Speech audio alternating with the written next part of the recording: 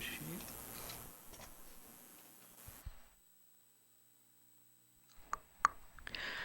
E hoje nós temos mais uma vez conosco a nossa companheira Rayane Araújo, que nós convidamos para falar sobre ação e reação. Vamos envolvê-la com muito carinho.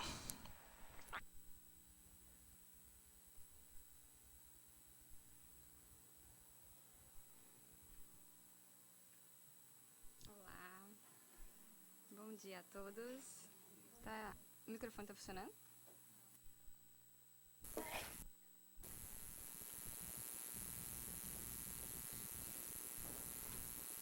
Oi, agora sim. Bom dia a todos, eu sou a Rayane, que mais uma vez está aqui a convite da Casa Espírita para falar para vocês de um tema, né? Eu sempre gosto de trazer temas associados ao Espiritismo para a gente nunca perder o foco da codificação espírita. E quando nós somos convidados a falar de Espiritismo, nós palestrantes nos colocamos no lugar de estudo. Então, muitas vezes a gente quer correr desse lugar, porque a gente tem que passar uns dias estudando, pesquisando mais a fundo sobre cada tema, mas é o estudo espírita que nos faz compreender a nossa existência em termos gerais. E a palestra de hoje é de um livro espírita que chama Ação e Reação. Alguém já ouviu falar dele? Conhece? Alguém já leu ele? Né? Eu vou trazer, na verdade, não a história do livro, porque a história do livro todos nós podemos pegar, ler e compreender.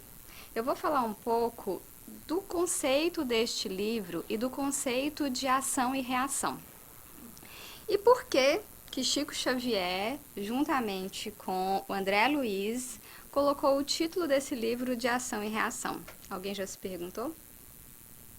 Porque, na verdade, o termo ação e reação, ele é um termo... Não está passando.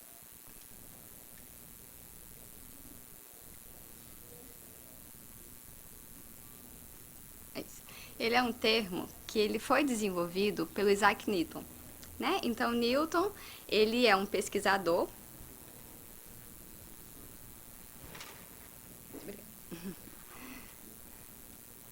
Então, quando a gente pensa no termo ação e reação, a gente vai lembrar de Newton.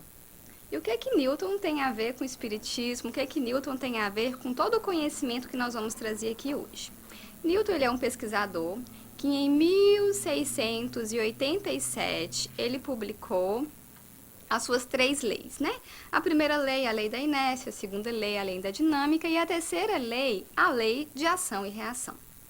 Só que quando eu fui começar a estudar um pouco essa lei, eu comecei a me questionar de uma forma muito simplista do ponto de vista de Newton. E quem estudou um pouquinho de física ou ainda estuda um pouquinho de física vai entender a dimensão da teoria de Newton para a humanidade. E até hoje pesquisadores estão aí tentando comprovar, reformular tudo que ele colocou, porque é de extrema grandiosidade o conhecimento que esse espírito trouxe à Terra. Mas quando eu penso ação e reação, eu vou entender que lá na teoria de Newton existe uma força com corpos diferentes, na mesma intensidade, na mesma proporção. E quando eu vou começar a perceber o nosso comportamento, né, que a gente tem a tendência natural de entender a lei de ação e reação dentro do espiritismo, eu vou começar a fazer uma confusão emocional com isso. E aí... Sou eu, André, que não estou conseguindo? Isso. Ai, pra frente. Não, eu tenho aqui. E aí, 270 anos depois, Chico Xavier, juntamente com André Luiz, publica o livro Ação e Reação. E quando eu peguei esse livro e fui estudar o livro, eu perguntei, primeiramente, por que o título desse livro não foi Lei de Causa e Efeito? Que é o termo mais costumeiramente utilizado pelo Espiritismo. Por que o título desse livro não foi Lei de Causa e Efeito? Ou Causa e Efeito? Por que os espíritos utilizaram ação e reação? E aí eu vou lembrar de um conceito que é espírita também, que Kardec trouxe para a gente, que Kardec pede para a gente acompanhar tudo o que for da ciência, Conforme a ciência for nos mostrando, a gente vai seguindo o que a ciência está falando. Mas o que acontece? O espiritismo, ele utiliza os conceitos da ciência para a sua teoria? Não. Não é o espiritismo que utiliza os conceitos da ciência para a sua teoria. É a ciência que pega os conceitos espíritas e vai tentando comprovar. É diferente o caminho. Né? Quem é da ciência, né? Eu sei que é da ciência, que vai entender o caminho que o cientista faz. Então, uma certa feita eu estava em um congresso na área de neurologia, e dentro desse congresso tinha uma palestra específica que era sobre mediunidade e funções neurológicas. E o que eu entendi ali? Pesquisadores estavam tentando comprovar a manifestação científica da mediunidade. E recentemente, meu marido está ali, ele vai lembrar, recentemente uma empresa, acho que é da Rússia, que ele estava fazendo contato, falou que está criando um sistema de transporte, né, de bondinhos de um lugar para outro lá na Rússia. E aí a gente lembra lá daquele aerobus, quem já leu Violetas na Janela, que vão lembrar que muitas vezes tudo que acontece no plano espiritual, nós aqui na Terra vamos tentando comprovar e tornar isso o mais real possível. Então, quando a gente está falando do livro de ação e reação, que vai falar basicamente de que esse livro? André Luiz, juntamente com o Hilário, eles vão trazer várias noções comportamentais das consequências, a causa do nosso passado com a consequência do nosso presente. Então, nada passa de uma forma despercebida no nosso comportamento. Tudo aquilo que eu planto na minha existência, eu vou colher. Mas não é tão simplista, às vezes, de uma forma reativa. Ação e reação. Ela é muito mais complexa do que isso. E aí, E aí nós vamos ter os outros livros, né? Quem é espírita, eu sempre gosto de trazer, quem não conhece o espiritismo, outras obras básicas da série André Luiz. Eu sei que grande parte das pessoas aqui frequentam o espiritismo há muito tempo, mas quem não frequenta o espiritismo há muito tempo, eu convido a estudar esses livros. São 13 livros, o livro Ação e Reação é o 9º livro da série de André Luiz, e lá nós vamos ter, eu acredito que todo mundo aqui conhece o Nosso Lar. Quem não conhece, para facilitar a vida, tem o filme, Os Mensageiros, e tem um livro, que é o 3º livro, eu falo que todo espírita precisa ler, que é Missionários da Luz. Quem gosta de entender as causas das coisas, vai entender perfeitamente ali no livro Missionários da Luz como tudo começou. E quando eu entrei no espiritismo, eu questionava muito os dirigentes da casa espírita, mas por que isso? Por que aquilo? E lá tem assim, por que os incas, astecas e maias chegaram à Terra, deixaram uma contribuição gigantesca e cadê eles? O que aconteceu? Então, o livro Missionários da Luz vai trazer esse conceito para todos nós, Obreiros da Vida Eterna, No Mundo Maior, Libertação, e sucessivamente todos os livros de André Luiz. Uma característica importante de compreendermos é que na narração dos livros espíritas, diferente da ciência, não tem citação. Vocês já observaram isso nas obras? Chico Xavier, juntamente com André Luiz, não vai colocar aqui, conforme fulano de tal, aconteceu isso, isso e isso. Lá não, os livros é uma descritiva. Quem vai tentar questionar essa teoria aqui são os cientistas. Então, é os cientistas que vão pegar cada conceito e começar a citar esse conceito para conseguir compreender e comprovar o conhecimento espírita, porque a gente anda muito junto com a ciência. E por que eu quero trazer esse conceito? Na mesma década, e eu fiquei me perguntando, será que Chico Xavier, juntamente com André Luiz, conhecia esse biólogo que escreveu a Teoria Geral dos Sistemas, Ludwig von Butterfly? Falei certo? Né? E alguém conhece ele? Alguém já ouviu falar desse autor? Ninguém nunca ouviu falar? Ouviu falar ontem, né, meu marido? Mas ele é um teórico que vai falar da teoria geral dos sistemas. E vocês vão gravar o nome dele, porque quando a gente fala de espiritismo e a gente fala de ciência, a gente vai falar de evolução do conhecimento. E quando eu falo de evolução do conhecimento, hoje, todas as teorias estão utilizando esse biólogo. Por quê? Porque ele é um biólogo austríaco. Ele faleceu em 1972, todos os seus estudos foram desenvolvidos nos Estados Unidos e ele não concorda com o pensamento cartesiano do universo. Ele defendia a interdisciplinariedade de estudar os sistemas globalmente. Rayane, o que isso está querendo dizer com ação e reação? O que isso quer dizer com lei de causa e efeito? O que isso tem a ver com o espiritismo? Esse pesquisador, ele não acredita que existe uma só causa e um só efeito. Ele compreende a noção de sistemas do nosso universo. E se ele compreende a noção de sistemas, ele quer dizer que tudo se comunica. Nenhuma ação que eu tenho, nenhum comportamento que eu tenho, nada que acontece no universo vai acontecer por acaso. E aí vai chegando os conceitos espíritas na teoria dele. E é um conceito muito importante de entender, porque aí eu vou entender a lei de causa e efeito. E vou entender a dimensão da lei de causa e efeito dentro do espiritismo.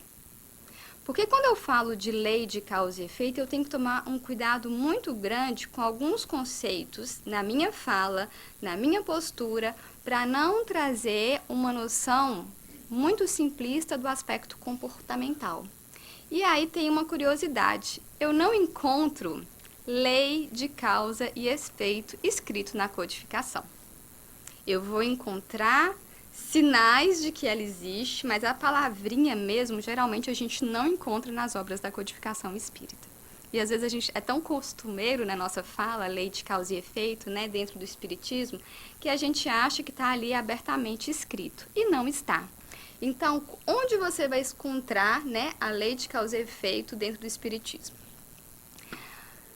Quando eu fui pensar ação e reação, quando eu fui pensar teoria geral dos sistemas, compreender todo o sistema, e quando eu fui pensar na lei de causa e efeito, nós temos um hábito muito grande de achar que a vida é uma lei de talião. Olho por olho, dente por dente. A que se faz, a que se paga. E nós, espíritas, muitas vezes, ao orientar alguém, a gente fala assim, ó, cuidado. Cuidado com o que você está fazendo, que você vai pagar por isso. Cuidado com o seu comportamento, que você vai responder por isso. A gente não está colocando uma lei de talião aí? A gente não está colocando um determinismo comportamental na vida dessa pessoa? Será que nós espíritas estamos errando na forma de expressar o conteúdo espírita às pessoas?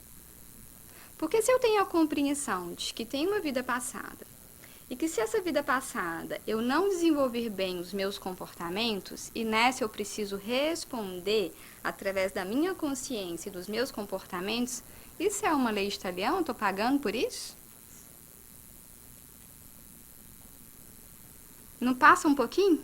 Bem perto a sensação quando a gente orienta alguém? Chegou uma amiga dentro do espiritismo, ou um amigo que está traindo a esposa, e a gente fala, cuidado, você vai pagar por isso. Olha a lei de talião na nossa fala.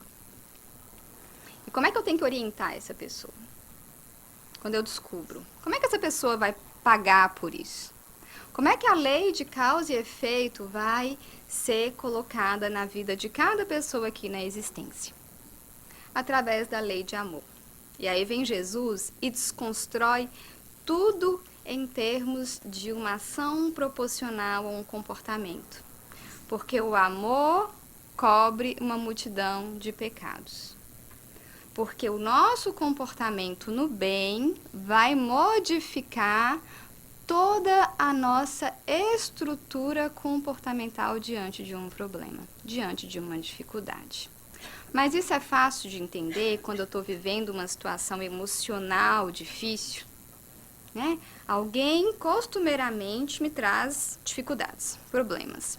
Eu consigo entender que as consequências desse comportamento, elas não são visíveis de uma forma tão reativa, ação e reação, ela vai acontecer com ela na mesma proporção que ela fez comigo? Não. Não vai ser assim. E eu vou conseguir ter a dimensão de estudo? Também não. Por quê? O único comportamento que eu tenho na existência, ele modifica completamente a existência de uma pessoa e de várias pessoas. Eu lembro que quando eu trabalhava com dependência química, eu falava, né? Tinha 40 pessoas internadas, 40 pessoas em recuperação. E às vezes, quando um entrava em recuperação, a gente falava, nossa, esse um vai modificar a realidade de 150 pessoas. Então, a modificação de uma pessoa leva à modificação de um sistema inteiro comportamental. E olha a grandiosidade da nossa mudança interna. Dentro de uma família, e posteriormente eu vou falar mais sobre isso. Né? A mudança de um membro da família, ele pode mudar até 3 a 4 gerações de um aspecto comportamental. E aí eu vou entender que a lei de causa e efeito ele vai ampliando. A lei de ação e reação, ela vai ampliando o olhar da nossa existência. E o objetivo principal de estarmos aqui, qual é? A evolução. O nosso principal objetivo na Terra é suportar as dificuldades e evoluir. E aí, eu vou lembrar que hoje, nunca na existência, se teve tantas terapias disponíveis ao ser humano. São muitas terapias disponíveis, holísticas, né? Não sei se todo mundo está tendo aí. Quando você entra no Facebook, hoje o que você mais encontra são mensagens de autoajuda. E também nunca o ser humano, talvez, buscou com tanto afinco as religiões. Então hoje todo mundo tem o desejo de evoluir, porque qualquer teoria, se ela leva a pessoa ao bem, a se transformar, a buscar algo diferente, ela está promovendo a evolução nesse ser. E nesse processo lento de evolução e multimilenar, os espíritos sujeitam-se a provas e expiações. Quem é espírita sabe que nós ainda estamos no planeta de prova e expiação. E se estamos no planeta de prova e expiação, a gente saiu de um mundo primitivo. E o mundo primitivo, qual que é a característica principal dele? A ligação à matéria. E se eu saio lá do Brasil, com o único objetivo de imigrante, de vir para os Estados Unidos e ganhar dinheiro, eu estou aqui buscando o quê? Matéria. Então, será que eu ainda estou vivendo o mundo primitivo dentro de mim? Será que eu ainda estou em busca de algo que é de um mundo inferior? E quando eu vou para o mundo de prova e expiação, eu ainda busco matéria, que é o que nós ainda estamos fazendo aqui. Né? E nós, imigrantes, temos que tomar um cuidado muito grande, porque quando você chega nos Estados Unidos e é uma fala comum, se fala assim, o que você está fazendo aqui? Ah, eu estou trabalhando. Se você não estiver trabalhando, não sei por que você está caçando aqui. A pessoa não pode fazer outra coisa. Porque a gente estimula a pessoa ao material. Estar aqui quer dizer que essa pessoa tem que trabalhar e só está aqui para ganhar dinheiro. Ela não pode construir família. Meu Deus, engravidou, chegou aqui com um mês, meu Deus, não pode ter família aqui. Por quê? Porque nós somos estimulados costumeiramente a buscar o material quando nós migramos, quando nós saímos do nosso país. E aí existe uma tendência natural do nosso comportamento de viver de forma primitiva. Sem permissão no dia de sol, de ir à praia, porque eu vou gastar, eu não posso, eu tenho que trabalhar, eu tenho que ganhar dinheiro. Sem permissão de estar em família, porque eu tenho que trabalhar, eu tenho que ganhar dinheiro. Sem permissão de ter lazer, de ir em uma religião, não tem permissão de nada dentro do universo do imigrante. Porque o único objetivo dele é buscar o que ainda está muito presente no mundo primitivo, que é o aspecto material.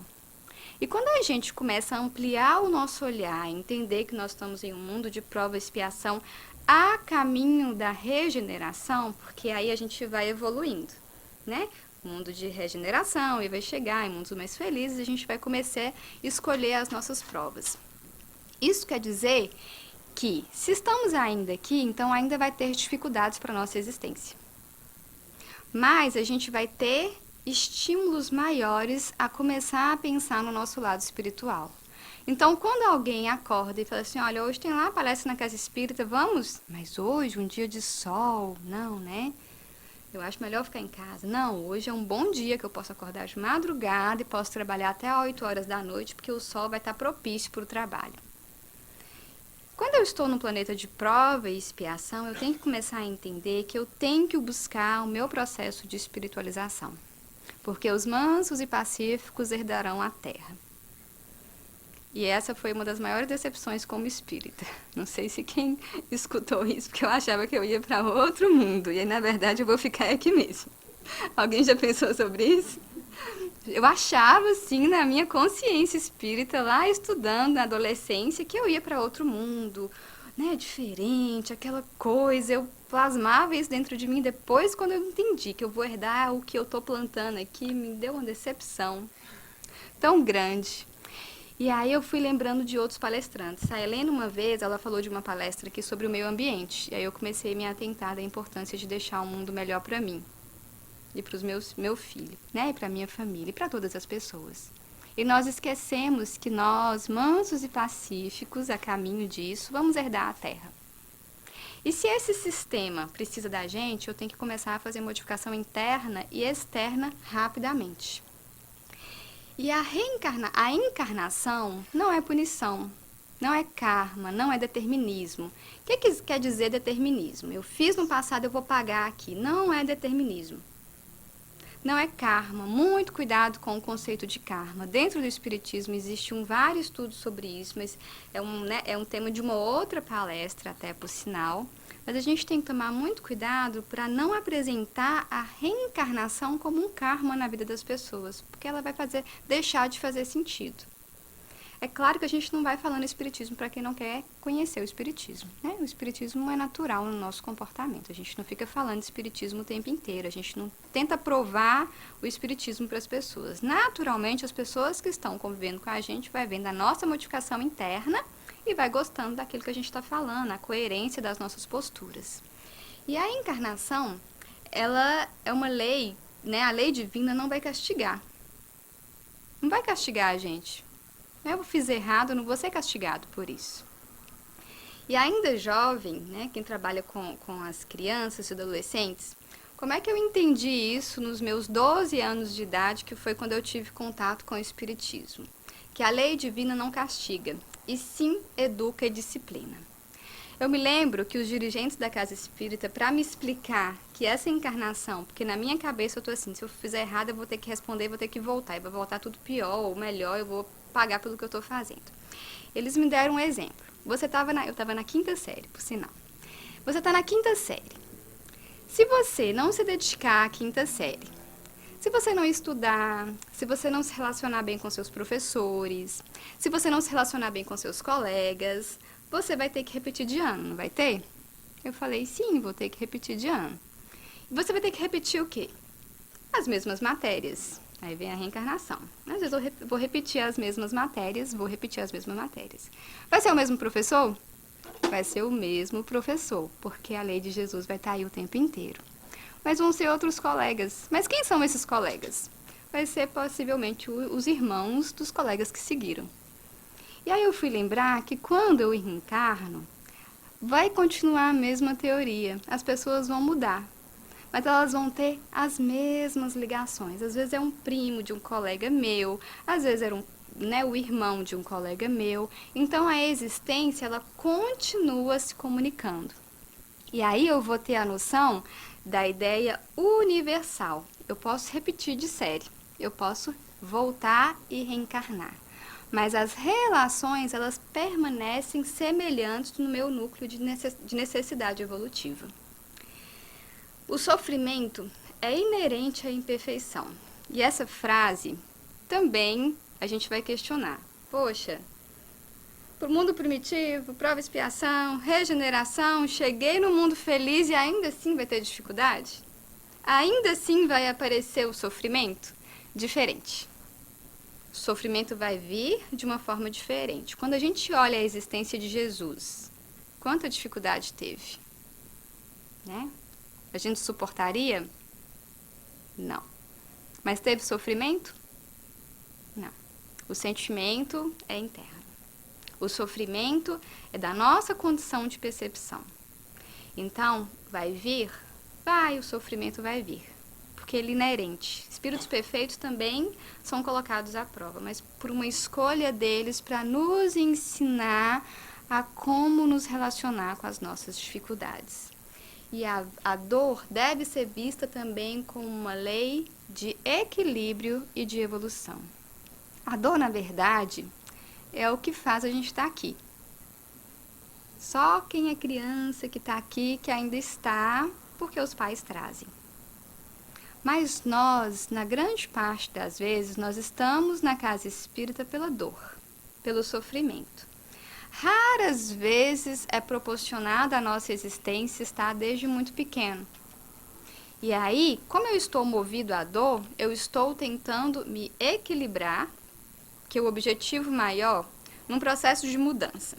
Uma pessoa, por exemplo, que está em tratamento para o álcool, para uma dependência, existe um comportamento de muita compulsão, então essa pessoa vai beber, aí ele para de beber. Para de uma vez de beber. Só que para ele parar de beber, ele tem que se distanciar de todo o ambiente social. Ele não pode mais ir em festas, porque ele não pode ter o estímulo, porque o estímulo é como se fosse trazer uma recordação. Um exemplo bem comum é assim, a pessoa que está querendo parar de fumar e ela bebe uma cerveja, o que vem?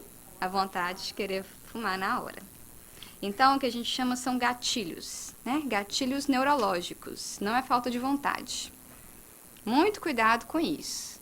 Às vezes a gente está tentando orientar um familiar a parar de fumar, parar de beber, a gente vira e fala assim, isso aí é falta de vontade. Não, tem fator neurológico aí envolvido no desejo da pessoa. E aí, quando a gente começa a fazer esse estímulo para que a pessoa pare o comportamento, ele vai sair de um extremo para o outro. Então, ele vai se distanciar de todo mundo, para depois encontrar um equilíbrio. Aí ele vai conseguir conviver sem desejar. Então, o comportamento equilibrado, ele leva um tempo. Às vezes, eu sou uma pessoa extremamente preocupada com outra, que vai além da caridade, se torna quase uma, que a gente chama de codependência. São pessoas que vivem o problema dos outros e aquilo lhe dá prazer, que é a codependência. E aí eu vivo intensamente a vida dos outros, preocupado com o que acontece com a minha mãe, com meu pai, com meu vizinho, com todo mundo. E aí de uma hora para outra eu me dou conta que eu tenho uma codependência emocional. O que eu vou fazer ali? Eu vou parar, né, de uma vez de me preocupar. Às vezes vai acontecer isso. Aí, costumeiramente, quem está em processo de mudança fala assim, nossa, fulano ficou tão egoísta de um tempo para cá, né? Ela parou com tudo, ela se distanciou de todo mundo, para que depois ela volte e busque o equilíbrio comportamental. As provas são resgates escolhidos por espíritos conscientes de seus débitos e necessidades de evolução. As expiações são resgates que decorrem da ação da justiça divina em face de espíritos errantes.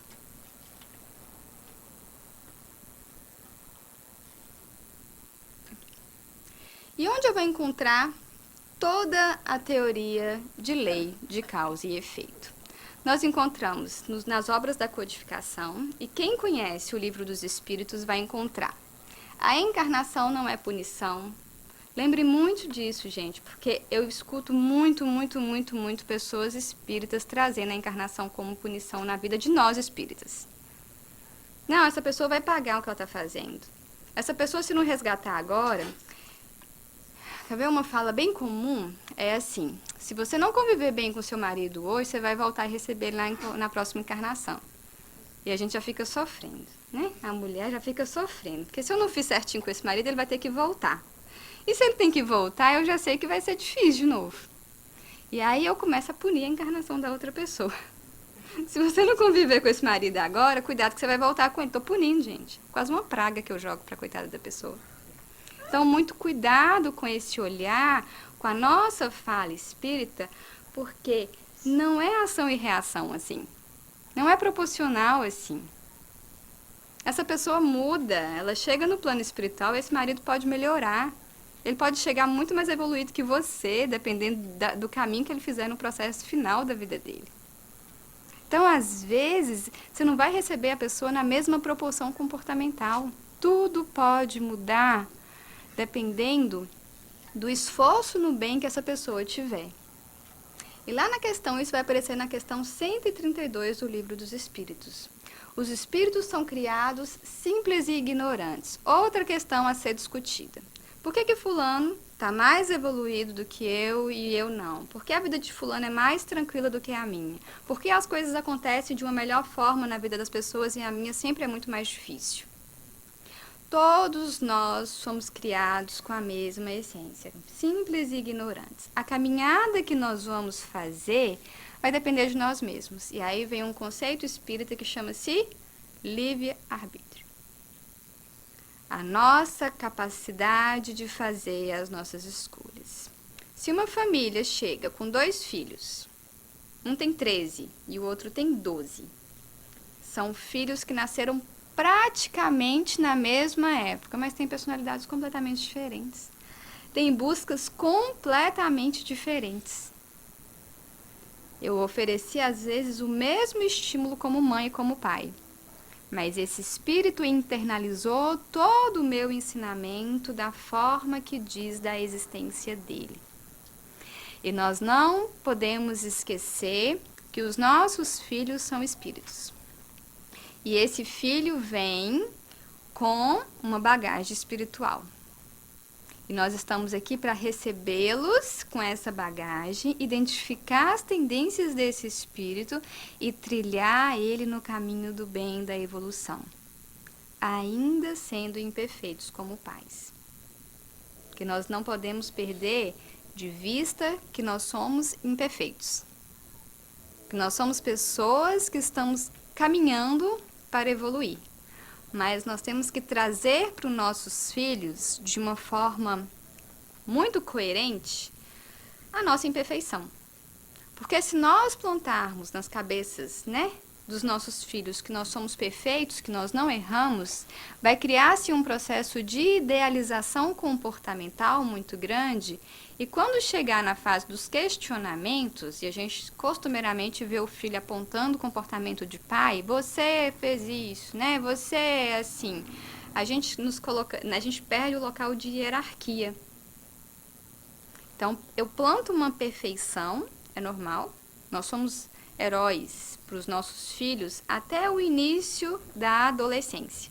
Depois, essa imagem precisa de ser desconstruída gradativamente para o pai real chegar. Para que esse pai real não seja apontado pelo filho, que é o que está acontecendo hoje, que é uma inversão, a hierarquia, está perdendo a hierarquia. Porque hoje é o filho que identifica para o pai assim, poxa pai, você está errando, poxa pai, está incoerente isso. Você está usando celular, você está bebendo, você está fumando, você está gritando, não pode gritar, você está batendo, não pode bater. E aí o filho começa a apontar o comportamento do pai porque o pai se coloca no lugar de proteção desse lugar. Porque a gente tem dificuldade de falar que nós somos imperfeitos. Imagina para os nossos filhos. A gente tem dificuldade de falar da nossa imperfeição para o nosso companheiro, para a nossa companheira, que a gente entra num processo de defesa o tempo inteiro. E tem uma terapeuta que fala que o relacionamento conjugal é um relacionamento que mais molda o ser humano. Você vai lembrar que é uma relação de atrito, conviver. Mais do que a relação mãe e filho, pai e filho. É uma relação que você está convivendo ali, nós somos 2 pedras. Então, vai batendo uma com a outra, até a gente moldar o comportamento que o outro vai querer? Não. Não é o comportamento que o companheiro ou a companheira vai querer. É o comportamento que melhor vai fazer parte da minha evolução. Então, a relação que mais promove mudança comportamental no ser humano é a relação conjugal. Estranhamente é, e a gente acha que não. É a relação de atrito, é a relação de convivência. É ali que eu vou mostrando. Porque na relação com o filho, eu passo uma imagem durante muito tempo de perfeição. Então não tem atrito, tem só hierarquia. é uma cachoeira, né? Mãe dá, filho recebe, não tem troca aqui. Já falei isso aqui em outro momento. Mas a relação conjugal é a relação do atrito, da convivência, de evolução. Então, muito cuidado com os relacionamentos. Persistam. Não nos relacionamentos, mas em você. Nesse atrito para te moldar, para te fazer ser melhor. E no livro dos Espíritos ainda vai trazer as nossas imperfeições, as nossas aflições, a escolha das provas, que lá aqui no livro Ação e Reação vai falar muito sobre isso. Vai ter uma história de uma mulher casada, que ela desencarna, o marido desencarna, e esse marido tinha 2 amantes e ela decide receber como filha as 2 amantes e o filho, para poder conviver e resgatar essa relação. E aqui o livro vai dar diversos exemplos de como as relações, por mais difíceis que elas são na nossa existência, nós temos que nos reconciliar com os nossos adversários emocionalmente enquanto estamos a caminho com eles. Os adversários vão vir? Sim, sempre vamos ter adversários. Mas vai chegar um tempo que o que ele faz não me atinge, não me traz sofrimento. Então, não é que eu tenho que estar lá, conversar, né? Eu estava assistindo uma palestra que ele fala assim, não é que quando alguém te atinge, você não vai sentir raiva, né? Se alguém mata o meu filho, eu não vou conseguir ter amor instantâneo por essa pessoa. Vai me machucar, eu vou sofrer, eu vou ter revolta, eu vou passar por todos esses caminhos. Mas eu vou fixar na dor de perder um filho e não na dor da vingança que o outro sofra o que meu filho passou. Então, o meu olhar para as situações vai modificando conforme eu vou entendendo a necessidade de resgate. E aí vem de novo, as tribulações não são castigos de Deus. Não é causa e efeito como castigo, gente. Nem todas as dificuldades da vida estão previstas. E tem um livro espírita que chama Plano A e Plano B. Eu posso dizer que tem Plano C. A gente vem com um plano diferente de determinismo. Determinismo é quando tem que ser assim, tá? Não é, a vida não é tão planejadinha assim, mas a gente vem com um plano. A gente vem com um plano A. Eu venho com um plano A de morar no Brasil, de conviver com a minha família lá. Esse é o plano A. Mas aí a vida e tudo, né? Várias circunstâncias me traz um plano B. E esse plano B eu tenho que fazer ele da melhor forma possível. Porque é ali onde eu vou me reorganizar. Mas às vezes, e eu já escutei, por exemplo, que tem pessoas que saem do Brasil com dificuldades lá, às vezes com relacionamentos, às vezes brigou com uma amiga lá, deixou um companheiro ou uma companheira e veio para os Estados Unidos. 15 anos se passa e essa pessoa muda para os Estados Unidos. Você veio fugindo da pessoa e a pessoa vem. E aí vem ao olhar do sistema. As coisas não fogem. Elas vão se encaixando. Em algum momento vai fazer sentido. Em algum momento essa pessoa vai aparecer no seu Facebook. Em algum momento a existência vai se encarregar de colocar as coisas que ficaram mal resolvidas para que elas possam se organizar novamente. Os acontecimentos secundários, e se a Terra não tivesse meios dolorosos, como o espírito sofreria suas provas? Se fosse tudo perfeito, se a gente vivesse plenamente aqui na casa espírita, e é um exercício, tudo que é convivência se torna atrito. Se eu convivesse com todos vocês durante uma semana da minha vida aqui na casa espírita, a gente ia começar a ter atrito. E como é que acontece esses atritos? Ah, fulano demorou um tempo mais no banheiro, a programação não era essa, fulano tomou mais água do que eu, fulano comeu mais do que eu, e aí começa a surgir os atritos relacionais. Mesmo todos aqui com o propósito de melhorar e evoluir, uma hipótese é quando tem os retiros espíritas, né? Na adolescência a gente faz muito isso, os adolescentes vão para os retiros espíritas e ainda assim tem dificuldade relacional, num ambiente que é todo protegido. Então, a convivência vai trazer as dificuldades. Os atritos acontecem porque existe convivência. Muitas vezes, algumas pessoas aqui não têm dificuldade com o marido. Meu relacionamento é perfeito, mas tem dificuldade com a helper, porque pega ela às 6 da manhã, ela vai para casa às 7 horas da noite, está convivendo mais com a helper do que com o marido. Então, a dificuldade vai ser com ela. porque ali tem convivência. Onde tem convivência, tem atrito, tem comportamento sendo moldado. Eu não posso me colocar no lugar de que não vai ter dificuldade na minha existência. Sim, vai ter, para que eu possa evoluir. Nem sempre se é punido naquilo que se pecou. Lá na questão 399 e 219. O amor cobre uma multidão de pecados novamente. O amor pode resgatar uma existência. E aí, uma outra prova da lei de causa e efeito, de ação e reação, nós vamos encontrar no Evangelho segundo o Espiritismo.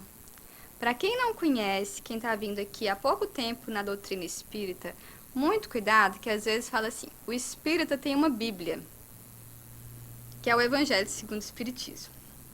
Na verdade, o Evangelho segundo o Espiritismo é um livro que nos auxilia a compreender os ensinamentos da Bíblia. Mas nós, espíritas, nós estudamos a Bíblia sim.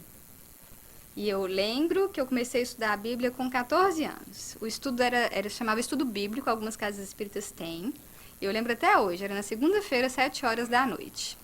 E eu era um adolescente. Então, e quem vai lembrar, que era na mesma hora da novela Maria do Bairro. E era um sofrimento para mim. Porque eu não tinha opção, tá, de ser espírita. Eu tinha que ser espírita porque adolescente não tem essa opção até uma certa idade de frequentar a religião. Os meus pais tinham isso muito forte dentro deles. E eu tinha que ir para o estudo bíblico, estudar o Velho Testamento inicialmente, e depois eu estava, todo mundo fica na expectativa de estudar o Novo Testamento. E todas as minhas amigas assistiam a novela e eu tinha que ir para o estudo bíblico da Casa Espírita. E foi uma das melhores experiências que eu tive dentro da minha existência, porque ali eu comecei a compreender como é grande os ensinamentos bíblicos sobre o olhar e a interpretação espírita. E como os contextos daquela época ainda estão presentes nos nossos comportamentos até hoje, mesmo no Velho Testamento. Mas são escolhas de aprendizado. Então, nós espíritas estudamos a Bíblia sim, e o Evangelho segundo o Espiritismo, que é o livro que a gente utiliza no nosso Evangelho no Lar, vai nos dizer o seguinte, lá nas instruções dos espíritos: a encarnação é uma punição? E somente os espíritos culpados é que lhes estão sujeitos? Então, quem não errou precisa encarnar? E os espíritos, vão colocar ali. A passagem dos espíritos pela vida corpórea é necessária para que eles possam realizar, com a ajuda do elemento material, o propósito cuja execução Deus lhe confiou. A reencarnação, ela é necessária para trazer a sensação material para a nossa evolução. O que isso quer dizer? Choque anímico. Alguém já ouviu falar sobre isso? Tem espíritos tão endurecidos, espíritos que fizeram tanto mal em outras vidas, que às vezes eles precisam do choque anímico. O que é o choque anímico? Vir rapidamente, ter um contato físico, às vezes ele vai morrer. Lembra quem a gente vai trazer o conceito aqui do aborto? Os abortos espontâneos. Acontece muitas vezes somente para a necessidade do choque anímico daquele espírito.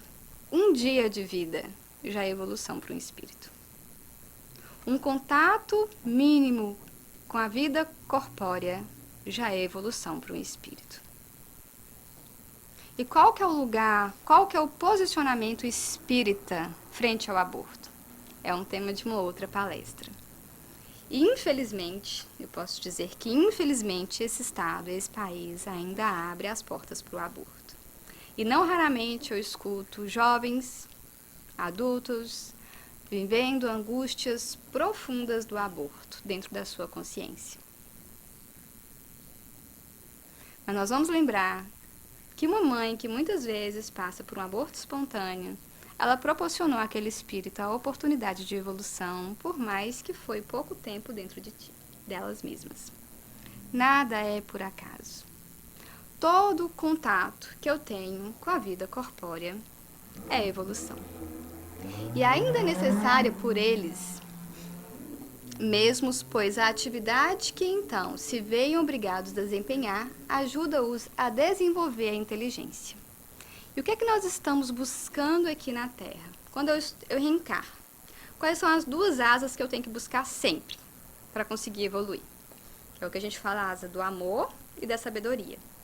Então, se eu equilibrar dessas asas, né? Se eu busco demais, só estudar, tá desequilibrado. Aí eu faltei sabedoria, faltou espiritualidade. Então, quando eu consigo equilibrar a inteligência e a sabedoria, eu estou andando naturalmente pela existência, estou evoluindo.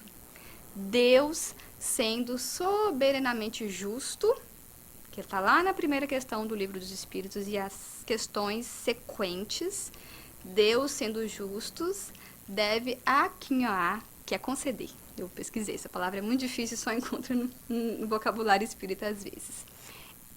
A todos os seus filhos, deve conceder a evolução a todos os seus filhos. E é por isso que ele concede a todos o mesmo ponto de partida. Somos criados simples e ignorantes. A mesma aptidão, as mesmas obrigações a cumprir e a mesma liberdade de ação, que é o livre-arbítrio. Todo privilégio seria uma preferência, e toda preferência uma injustiça. E Deus é justo. Ele não escolhe quem vai ter uma casa boa e quem não vai ter. Porque a casa bonita, tão desejada, não necessariamente ela é um lar de amor. Não necessariamente o carro do ano é um carro que vai trazer paz à família. Às vezes aquele carro só traz complicações, que coloca a família inteira em risco, porque ele anda mais, ele é mais potente. Então, a mulher, o homem quer acelerar mais, e daí traz consequências que às vezes não é positivo. Mas a encarnação, para todos os espíritos, é apenas um estado transitório. É uma tarefa que Deus lhes impõe no princípio da existência, como primeira prova do uso que farão do seu livre-arbítrio, da sua capacidade de escolher. Os que executam a tarefa da encarnação com zelo, com cuidado, sobem rapidamente e de maneira menos penosa os primeiros degraus da iniciação e gozam cedo o resultado do seu trabalho. Então, se Deus me concede a existência e eu cuido da minha existência, quem é que cuida da existência? Zela por ela. Sua vida é o melhor que você tem. É o que de mais valioso nós temos. Durante muito tempo, me vinha a inspiração de agradecer pelo fato de estar encarnada. Porque é muito mais espíritos desencarnados do que encarnados. E se eu estou aqui, já é uma oportunidade muito grande. Eu tenho que cuidar de mim em todos os aspectos. Eu tenho que zelar por todo o meu comportamento com muito cuidado. Os que, ao contrário, fazem o mau uso da liberdade que Deus lhes concede, retardando o seu progresso, e assim, por sua obstinação, podem prolongar indefinitivamente a necessidade de se reencarnarem. Então, se eu não estou buscando a evolução, se eu não estou buscando, através do livre-arbítrio, melhorar cada vez mais, eu vou trazer uma consequência para a vida de quem? Não. É isso que eu quero desconstruir hoje. Com a visão dos sistemas, que aquele biólogo vai trazer, e quem tiver dificuldade de pesquisar ele, juntamente tem um filme que chama O Ponto de Mutação. Aí alguém já ouviu falar do Capra, que ele é um pesquisador. E esse pesquisador vai ampliar o conceito de sistemas. Quando eu não cuido da minha existência, eu estou prejudicando várias pessoas. Quando eu tenho uma dificuldade, tenho uma lesão aqui no meu sistema nervoso central, eu vou começar a dar causa. Se eu sou um fumante, propício a um AVC, vai ter uma lesão neurológica aqui, mas onde pode afetar? Às vezes eu acho que afeta meu cérebro, né? Tive uma lesão aqui, eu acho que vai ser só uma lesão no cérebro. Não, eu paro de andar, porque se comunica. O nosso organismo, ele é um sistema que se comunica. Às vezes eu acho que eu estou afetando somente um órgão. Ah, eu vou fumar, não tem problema. Mas eu estou fazendo um processo de irrigação para todo o meu sistema. Então, se eu estiver achando que eu vou afetar somente os meus pulmões, esquecem. Não é só os pulmões. Porque o nosso organismo, o nosso corpo, começando pelo nosso corpo, ele é um sistema que se comunica. Então, se eu afeto o meu pulmão, eu posso afetar todo um sistema neurológico. Como é difícil fazer uma pessoa parar de fumar? Porque o problema está no pulmão? Não, o problema está no cérebro da pessoa. Ok, né? Um ato de fumar aqui, afeta aqui, pode ter um AVC, pode paralisar. Então, o comportamento que eu tenho não afeta só um sistema, afeta um sistema como um todo. E ali vai ter o sistema de computador, chama-se programação, que eu não entendo nada. Vou continuar sem entender. E meu marido me explicou que se mudar uma letra daquela ali, muda tudo que vai aparecer na tela da gente. E é isso. A mudança de um componente promove a mudança de toda uma tela visual. Que várias e várias pessoas vão ter contato com isso. Então, vamos começar a entender que quando eu não cuido da minha existência, eu prejudico várias pessoas. É um sistema inteiro. E aí eu vou trazer para a família. Aquele gráfico ali embaixo. Ali é uma família de dependentes químicos de álcool. Onde tem bolinha preta, né, e quadradinho preto, tem um dependente químico. Ou de álcool ou de droga. E ali nós temos 4 gerações. Né? A primeira, eu sei que tem lá no fundo, tá difícil, mas são 4 gerações. A primeira figura, né? Tem os filhos, os pais, os avós, os bisavós, os tetaravós. E o que eu começo a enxergar aqui? Aí eu vou perguntar para vocês. Vocês, na geração primos, tem alguém com problema com álcool? Levanta a mão para mim. Alguém? Agora eu vou lembrar. Vocês, avós, tios avós, tem alguém que teve problema com álcool? Aí a gente vai mais longe. Se vocês pesquisarem na árvore genealógica, no sistema, o sistema familiar, o comportamento que essa geração tem hoje, ela não está fazendo nada diferente do que as gerações anteriores. Ou elas fazem um movimento de repetição comportamental, ou elas fazem um movimento de contra-reação comportamental. O que é contra-reação? Ou eu sou igual, ou eu me comunico.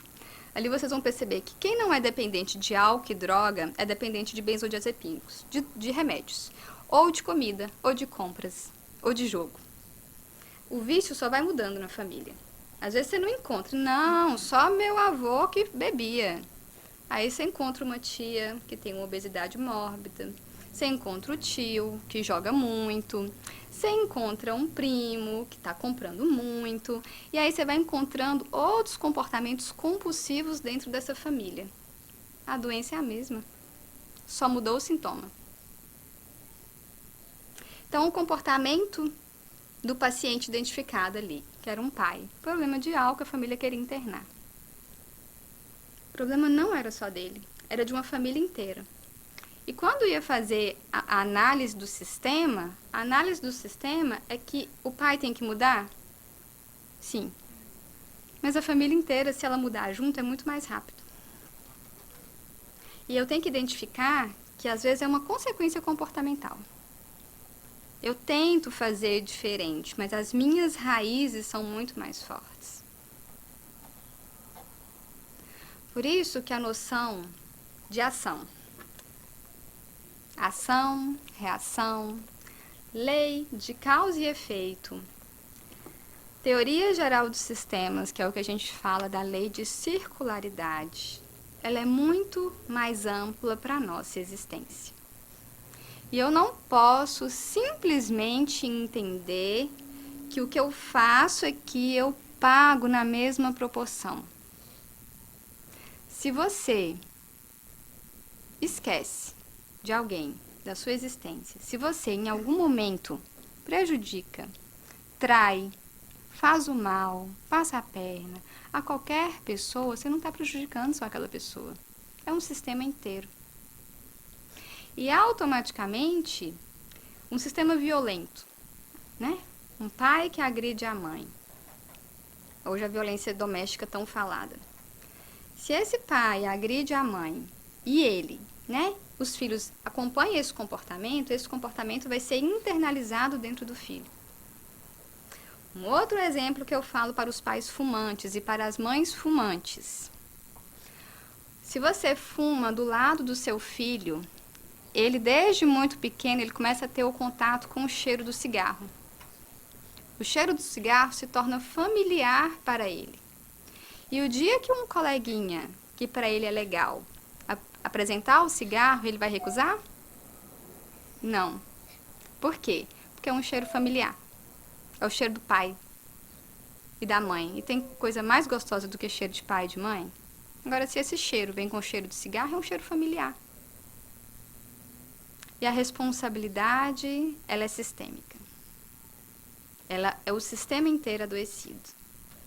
E às vezes, chega um pai fumante, em um processo de querer ajudar o seu filho que está usando maconha, e ele esquece de olhar que ele colaborou para esse comportamento. E ele não abre mão do cigarro dele, mas ele quer que o filho, aos 14 anos de idade, pare de fumar maconha. E aí começa a vir as incoerências. E esse adolescente que está fumando a maconha faz a mesma proporção comportamental do pai. Mas você fuma. E tira o erro dele. E fica um jogo do sem fim de quem está certo e quem está errado, dentro de um sistema adoecido. E esse é o sistema o sistema comportamental da evolução. Toda vez que eu conhecer alguém, toda vez que eu tiver dúvida sobre qualquer comportamento a ser tomado em relação a qualquer pessoa, a qualquer situação, não pensem que é somente uma pessoa ou uma situação envolvida. Pensem que nós estamos alterando um sistema inteiro de pessoas. Se dentro da minha casa eu começo a fazer a coleta seletiva de lixo, se eu começo a tomar cuidado com o meio ambiente, eu já estou modificando todo o meu sistema. Se dentro da minha casa, que é o exercício mínimo, porque Jesus, ele é tão soberanamente bom, né, na nossa existência, que ele nos dá uma gotinha do exercício de amor que é a família, para que nós possamos entender a família universal.